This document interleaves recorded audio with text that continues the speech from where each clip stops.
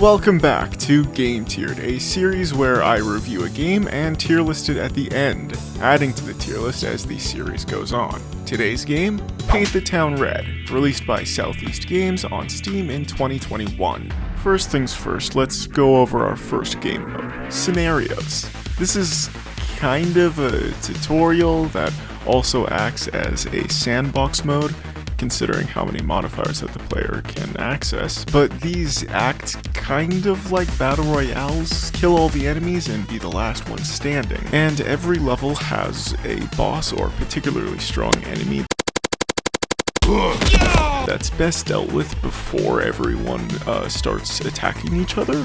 Usually there's a weapon near them that can be used to deal with them outright if you're lucky, but most likely you'll be using it to deal the forefront of damage or deal with any of the boss's goons. The first of these scenarios is the Biker Bar, where there's two tough enemies, a boxer and a biker leader. And there's some chefs that immediately equip themselves with knives that can deal some pretty serious damage. To deal with these threats, we can use basically anything we can hold, from chairs to knives to pool cues to glasses to shotguns and tasers and cutlasses and spears.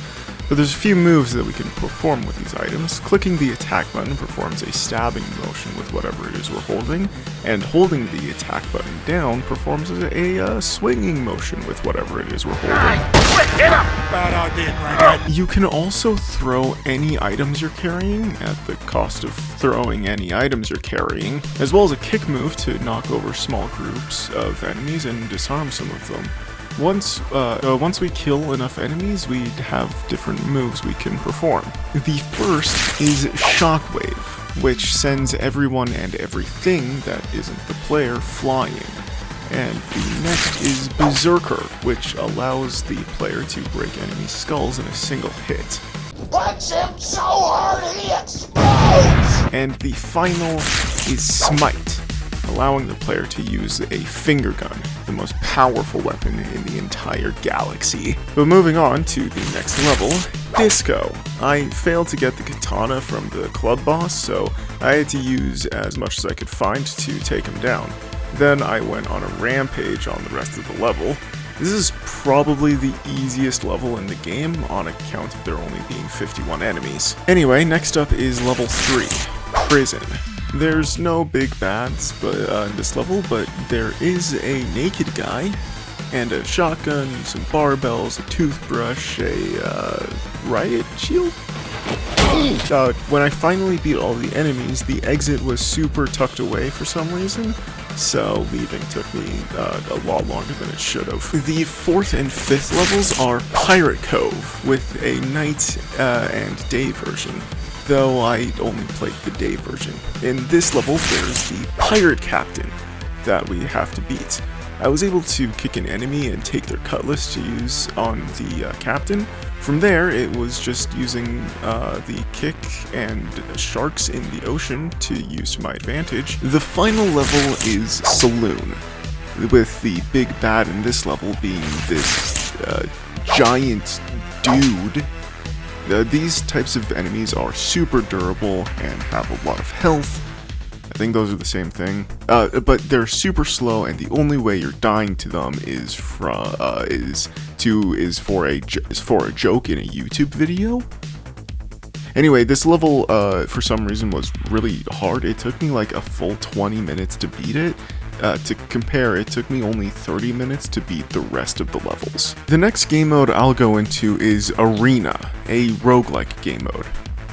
I shouldn't have called it that, but it's a lot more like Rogue than the other game mode we'll talk about, but ignoring that argument, this is a wave-based game mode, and I lost on wave 5 with a bunch of chefs. And now for the real game mode. Beneath, a roguelike, see what I mean from 30 seconds ago? That sends us deep into the earth to fight enemies, but taking a walk through the facility, we learn the dates of the first 4 levels. Cove Slaughter, 1726, Disco Brawl, 1978, Bar Fight, 1992, and Prison Fight, 1994. It's kind of funny how this doesn't mention the saloon, but whatever, let's move on. There's another room where we get to choose our class. I went with Spectre because it seemed like this game's version of a rogue, which instead of a kick, we get a dash that lets me to the weaker enemies. The other abilities are speed, which lets us move incredibly fast. Enchant, which enchants weapons, or which enchants whatever weapons we're holding, but I don't know what that enchantment does. And teleport.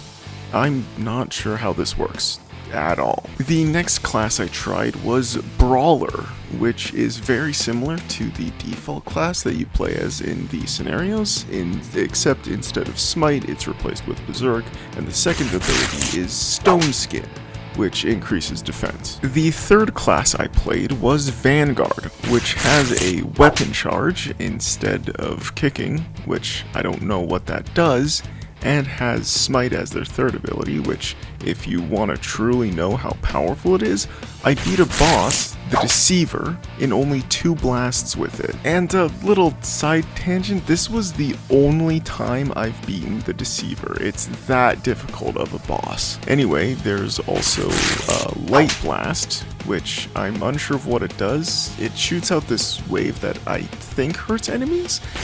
And Restoration, which I assume heals the player, but I died before I could confirm. The fourth and final class is Warlock, which can shoot fireballs and can cause chaos, which makes enemies fight each other, and Firebomb, which is just a bigger fireball, and Seeker, which I think is just a heat-seeking fireball?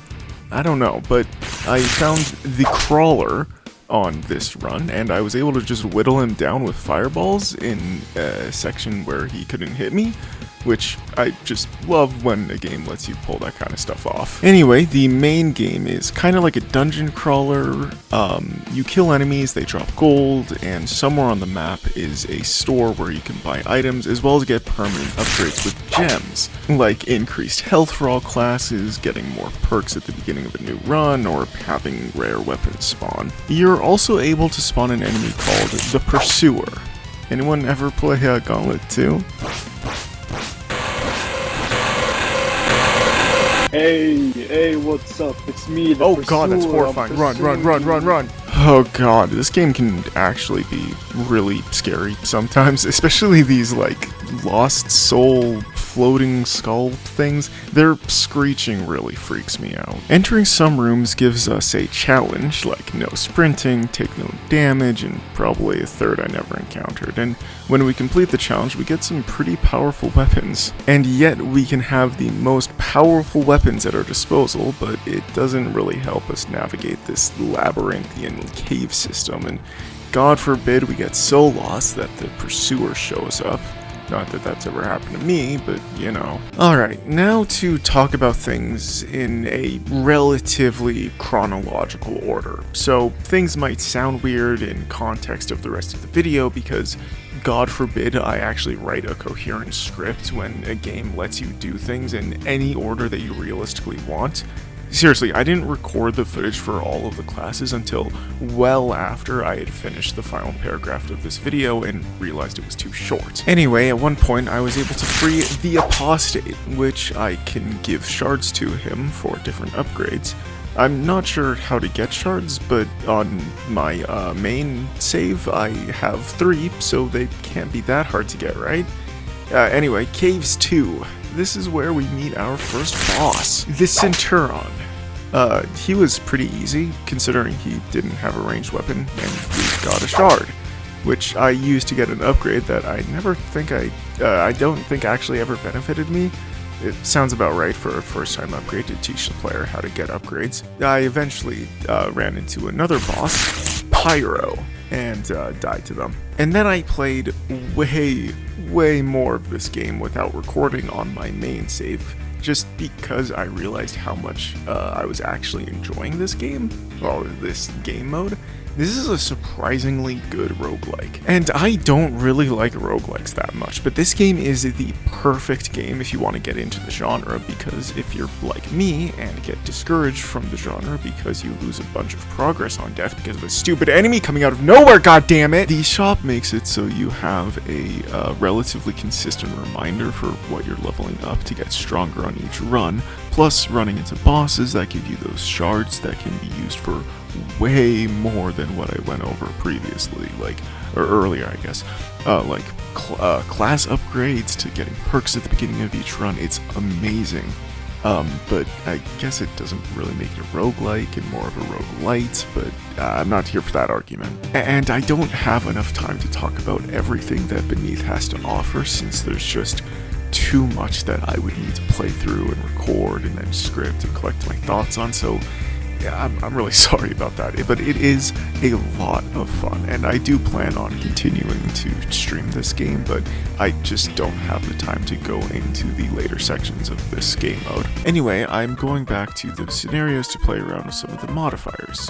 Started simple with giving everyone a machete and giving myself some friends who won't attack the player unless the player kills one and don't need to be killed to finish the level, and made the blood all flowery and awesome. Then I went to the prison level and gave everyone assault rifles and revolvers and shotguns, and I died a bunch because I kept friendly firing and they retaliated. And I went back to the bar with less lethal weapons and still died. That's just great. There's also multiplayer and mods, neither of which I'm really going to go into since I don't have anyone to play with, but the mods, I'll just say that there's a lot of high quality stuff at one's disposal, with 19,000 items on the Steam Workshop as of the time of this recording. This game is really fun to play when you're bored, with enough meat on the bones as well as other game modes to make it a genuinely good experience. And for that, I give Paint the Town Red an A tier. But with that being said, feel free to comment what game you would like to see tiered in the future, and yeah, take care everyone.